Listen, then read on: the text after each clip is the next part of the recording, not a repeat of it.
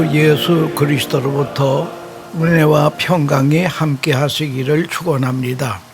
오늘은 시편 55편 16절에서 22절 말씀을 봉독하겠습니다.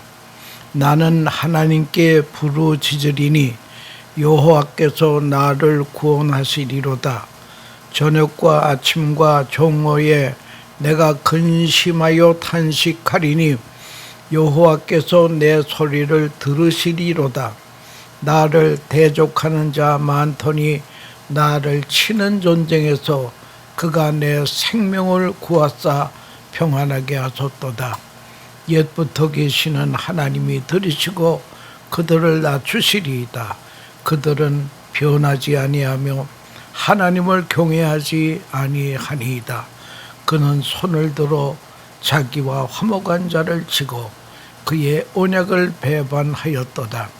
그의 입은 우유 기름보다 미끄러우나 그의 마음은 전쟁이요 그의 말은 기름보다 유하나 실상은 뽑힌 칼이로다.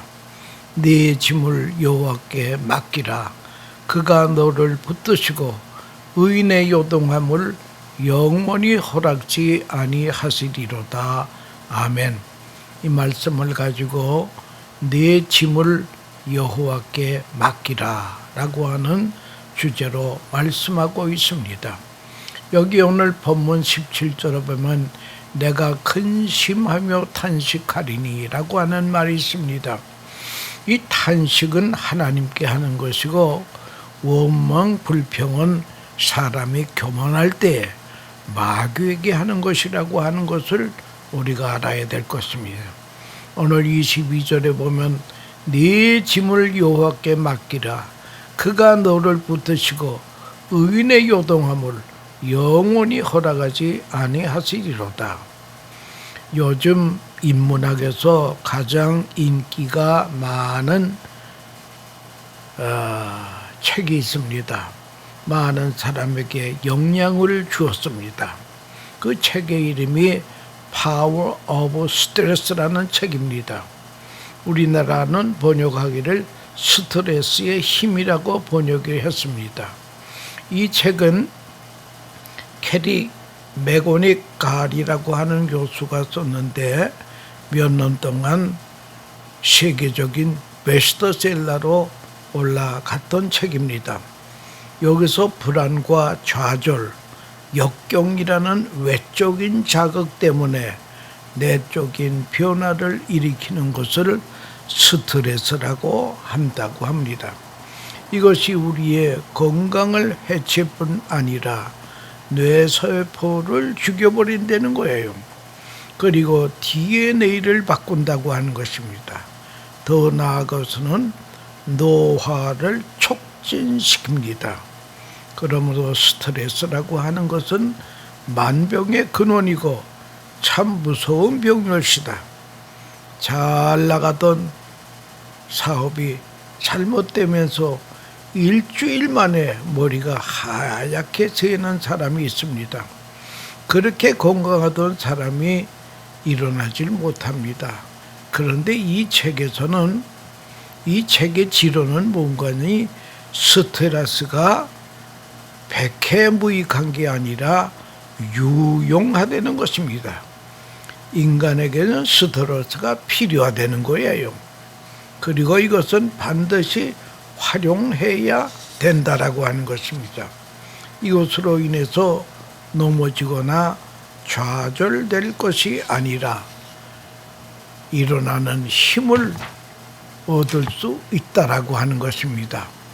그래서 이 스트레스를 잘 활용하면 이 세대를 살아가는데 생명력이 된다라고 하는 그런 이야기가 있습니다. 스트레스에는 몇 가지 유형이 있는데 첫째는 불안의 이유를 모르는 불안이 올 수다.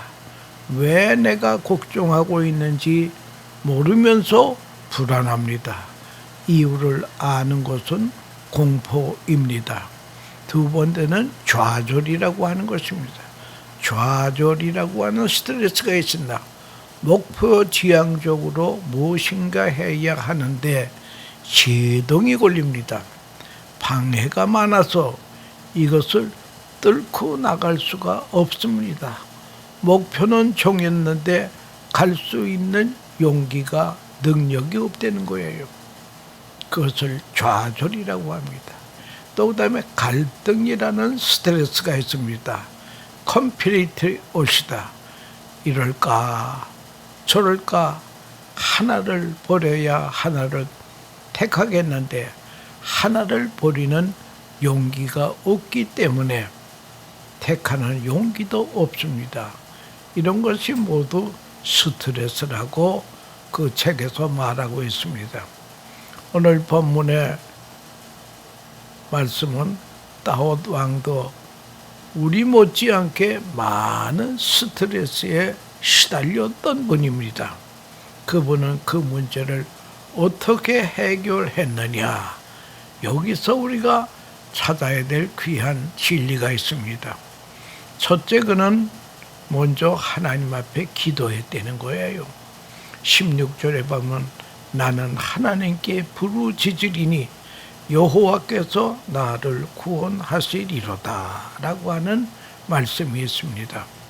어느 교회 목사님은 아침에 조간 신문을 받아보시고 끔찍한 일들이 생겨난 걸 보면 그 신문을 가지고 예배당에 들어가서 신문을 펴놓고 무릎을 꿇고 묵상하고 기도합니다. 하나님, 어찌하여 이런 일이 있어야 합니까? 이 문제 주님이 해결해 주세요. 문제 앞에 한탄할 것이 아니라 기도해야 된다는 거예요. 하나님의 사람은 기도해야 합니다. 모든 문제는 하나님과의 관계에서 해결이 되어야 합니다. 이 사건을 통해서 하나님은 무슨 일을 하시려고 하십니까? 모든 사건과 역사는 하나님의 심판과 구원의 역사라고 하는 것입니다. 하나님께서는 악을 심판하시고 하나님의 백성은 구원하십니다. 이 사건은 동시에 이루어진다는 것이에요. 그러므로 우리 생각의 방향을 하나님께 돌려야 됩니다. 어떤 일이 있든지 개인이든 국가일이건 모든 문제는 하나님 거 가지고 가야 됩니다. 기도하면서 문제를 풀어가야 합니다. 기도하는 중에 하나님을 알게 됩니다. 하나님이 어떤 분인가를 알게 됩니다. 구속의 하나님이시요 우리의 기도를 들으시는 하나님이십니다. 이 사건을 통해 나로 하여금 기도하게 하시는 하나님이시라는 거예요. 이런 하나님을 발견하게 됩니다. 크게 말하면 모든 재난은 우리가 하나님 앞에 나아가도록 간절히 기도하도록 하시기 위함이라는 겁니다. 그래서 사건들이 있다는 것입니다. 우리는 평안할 때 기도 안 합니다. 어려우면 기도합니다. 건강할 때 기도 안 하고 병들면 기도합니다. 절박해서 기도하니 우리 하나님 편에서 생각해 보십시다. 오늘도 많은 사건을 통해서 하나님은 우리를 부르시고 계십니다. 너는 내게 나와 기도하라고 초청하십니다. 기도할 때에 파멸에서 어려움 속에서 구속하시는 하나님을 알게 된다라고 하는 것입니다. 다윗은 왕이기 때문에 많은 사건을 만나게 됩니다. 그는 죄책이 있습니다. 우리아의 아내를 범했습니다. 죄를 지어서 부끄럽기도 하고 두렵기도 합니다. 원수들은 위협을 하고 있습니다. 그는 이런 스트레스 속에서 뭐 했습니까? 하나님께 나아가 기도했다고 하는 거죠. 그는 고백하기를 내 기도를 들으시는 하나님이라고 고백합니다. 그 하나님을 발견하게 됩니다. 기도를 통해 하나님과 더 가까워지게 하시는 하나님이시라는 거예요. 기도하게 될 때 내 자신을 알게 됩니다. 옛날 성 안토니라고 하는 성자는 산에 올라가서 하나님 앞에 기도합니다. 3년 동안 기도하는데 기도의 제목은 딱 하나입니다. 하나님은 누구시며 나는 무엇입니까? 를 반복해서 이 기도만 하는 거예요. 기도하면서 나 자신을 알게 됩니다. 하나님의 은총 안에 있는 나를 발견하게 됩니다. 세계관이 바뀝니다. 세상이 악한 몇 사람의 손에 움직이는 줄 알았는데 기도하면서 깨달은 것은 하나님의 주권 속에 만사는 움직이고 세상은 나아간다고 하는 것입니다. 하나님이 다스리시는 세상, 하나님의 은총 속에 있는 세상을 발견한 신앙적 세계관을 기도 속에서 발견해야 될 것입니다. 우리는 세계의 정세를 보고 우리나라 정세를 볼 때에 염려 안 할 수가 없습니다. 그러나 하나님의 뜻이 하늘에서 이루어온 것이 땅에서도 이루어지게 해달라고 우리는 그 기도하면 되는 것이에요. 다음에 두 번째는 네 짐을 여호와께 맡기라. 22절에 네 짐을 여호와께 맡기라. 그가 너를 붙드시고 의인의 요동함을 영원히 허락하지 아니하시리로다. 이 말씀은 하나님께 책임을 돌리려는 것입니다. 서울에 목욕탕마다 써붙여 넣은 경고판이 있는데요. 그 경고판을 자세히 보면 주인에게 맡기지 않은 귀중품은 책임지지 않습니다 라고 하는 글귀가 있습니다. 주인에게 맡기지 않은 귀중품은 책임 안 진다는 거예요. 잃어버려도 책임 안 진다는 거예요. 그러니까 책임을 맡기려면 주인에게 맡기라는 것입니다. 여러분, 모든 염려를 주님께 맡기면 주님이 책임을 지신다는 거예요. 요즘 정치하는 사람들이 유행어처럼 쓰는 말이 있습니다. 공이 공을 넘긴다는 말이 있습니다. 이 문제의 공이 어디로 넘어가는가? 이제 일당 공이 국회로 넘어갔습니다. 청와대로 넘어갔습니다. 이 말은 책임이 저쪽으로 넘어갔다는 뜻입니다. 공을 하나님께, 염려의 공을 하나님께 넘겨야 되겠습니다. 모든 어려운 문제를 내가 붙들고 있는 것이 아니라 하나님께 문제의 공을 넘기려는 것입니다. 그러면 하나님이 책임지신다는 거예요. 굉장한 이야기입니다. 짐을 여호와께 맡기라. 이 말은 엄청난 신앙 고백입니다. 하나님이 책임지시는 것입니다. 여기까지는 내가 했습니다.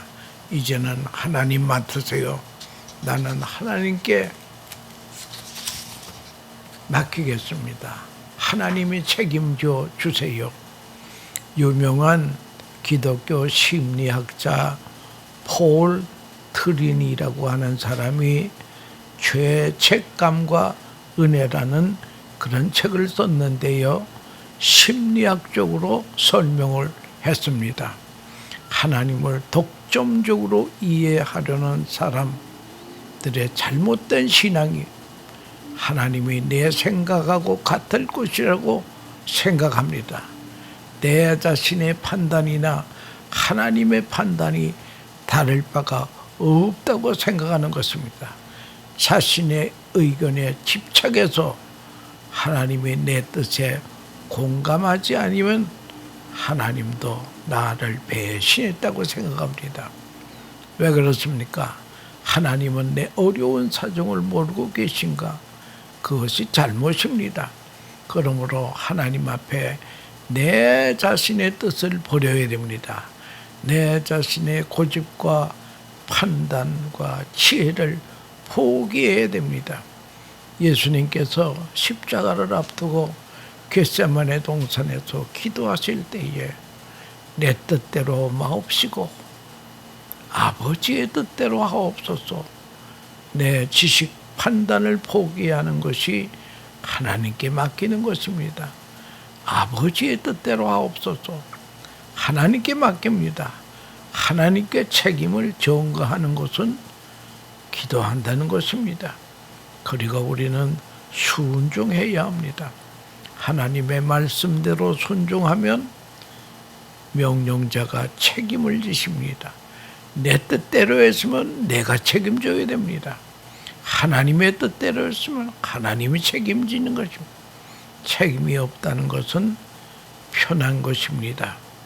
제가 교회 이제 목회를 은퇴하고 원로 목사가 되었습니다마는 한 가지 원로 목사가 되니까 기쁜 게 하나 있는데 책임이 없어지더라고요.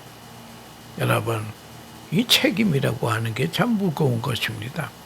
하나님의 뜻대로 했으면 하나님이 책임지신다는 거예요.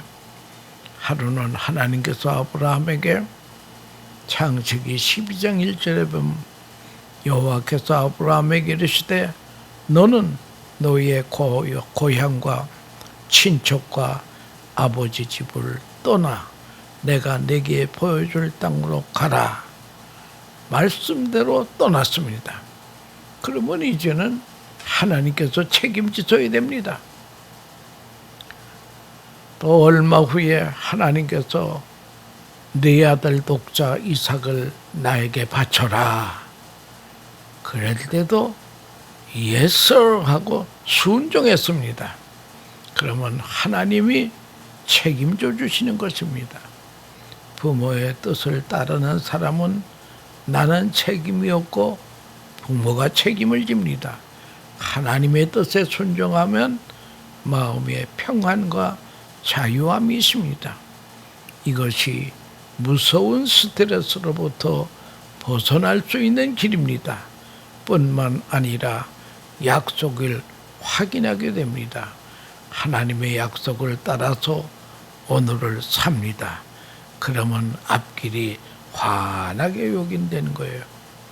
또 오늘 23절에 보면 의인의 요동함을 영원히 허락지 아니하시리로다.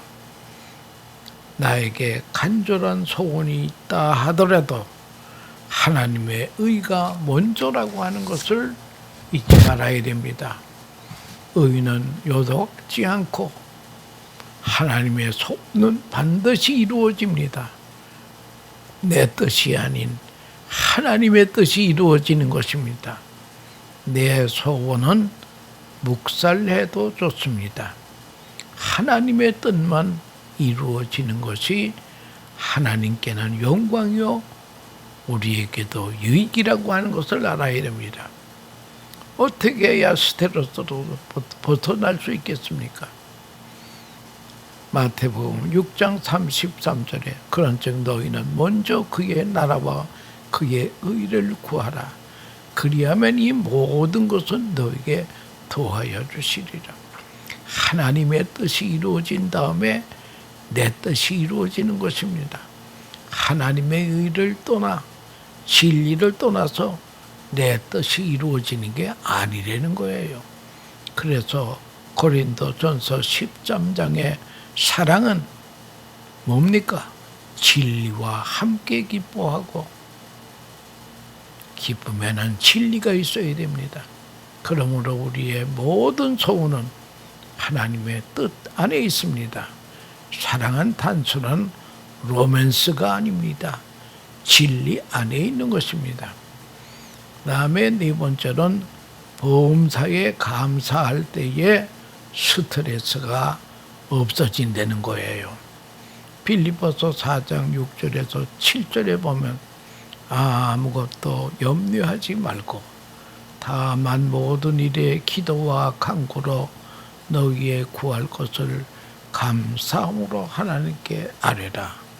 그리하면 모든 지각에 뛰어난 하나님의 평강이 그리스도 예수 안에서 너희의 마음과 생각을 지키시리라. 여러분, 감사하는 자에게 그리스도의 평강이 주어진다는 거예요. 스트레스로 노벨상을 받은 분이 있습니다. 그분이 완스 셀리라고 하는 완스 셀리라고 하는 사람이 스트레스로 노벨상을 받은 사람인데요. 그가 하버드 대학교에서 고별 연설을 하게 되는데, 그 연설을 할 때에 그분은 스트레스가 전공이기 때문에 스트레스에 관한 연설을 하게 되었습니다. 연설을 다 마치는데 어느 학생이 손을 들고, 교수님, 한 가지 질문이 있습니다. 오늘날 스트레스는 홍수처럼 밀려오는데 이 스트레스를 한마디로 해결하는 길은 없겠습니까? 그럴 때에 그 한스 셀리라고 하는 이 박사는 한마디로 appreciation, 감사라고 하는 것입니다. 감사할 때에 스트레스의 문제가 해결이 된다라고 하는 것입니다. 미국의 실업자 중에 스탠리 텐이라고 하는 사람이 돈을 많이 벌어서 재벌이 되고 유명해졌습니다. 그런데 그분이 갑자기 병들었습니다. 진단을 해보니까 척추암 3기라는 것입니다. 그는 절망 가운데서 죽을 것이라고 생각했는데 몇 달 후에 병상에서 일어나서 회사에 출근하게 되었습니다. 그래서 주변 사람들이 깜짝 놀라서 어떻게 해서 병이 낫게 됐느냐고 물으니까 스탠리 텐이라고 하는 분은 하나님께 기도했지요. 아니, 구체적으로 좀 얘기해 주세요. 기도는 다 하지 않습니까? 그 기도의 내용이 뭡니까? 그때 그는 말하기를, 기도의 내용은 하나님, 병 들게 된 것도 감사합니다. 병들어 죽게 된 것도 감사합니다. 살려주면 살고 죽으라면 죽겠습니다. 무조건 감사합니다. 매 순간 감사였더니 암세포는 없어지고 건강을 되찾게 되었다고 하는 것입니다. 요즘 미국에서도 우울증 환자를 치료하기 위해서 약물 치료보다 감사치유법을 많이 사용한다고 합니다. 감사치유법이 훨씬 효과적이라는 거예요. 감사치료법은 재발이 생기지도 않습니다. 그런 임상보고가 있습니다. 그래서 교회에서 나가서 감사 찬송을 많이 부르면요, 우리에게 면역세포가 10배, 100배 많아진다는 그런 것을 우리가 알아야 된다라고 하는 그런 것입니다. 스트레스를 완화시키는 명약이 존 헨리 박사도 감사는 최고의 항암제요, 해독제요, 방부제라고 하는 것입니다. 1분간 웃으면 24시간 면역력이 생기고요, 1분간 화를 내면 6시간 동안 면역체가 뚝 떨어진다는 그런 임상보고가 있습니다. 그러므로 우리는 기도할 때 새로운 마음으로 기도해야 됩니다. 주님의 뜻이 이루어지옵소서. 모든 번민과 고통 속에서 자유함을 얻습니다. 주님의 뜻이 이루어지는 데에 나도 함께 동참할 때에 우리 심령은 자유로워지는 거죠. 주님의 뜻이 이루어지이다. 아멘 하고 매 순간 감사해야 됩니다. 그래서 스트레스를 날리고 영혼 몸이 우리는 강건해야 된다는 거예요. 성경 전체에서 흐르는 맥을 보면요, 예수님도 십자가상에서 마지막 운명하실 때에 아버지여 내 영혼을 아버지 손에 부탁하나이다. 누가복음 23장 46절 말씀입니다. 스데반도 마지막 순교하는 순간에 그 영혼을 하나님께 맡겼습니다. 사도행전 7장 59절에 있습니다. 맡기는 것은 의뢰하는 것입니다.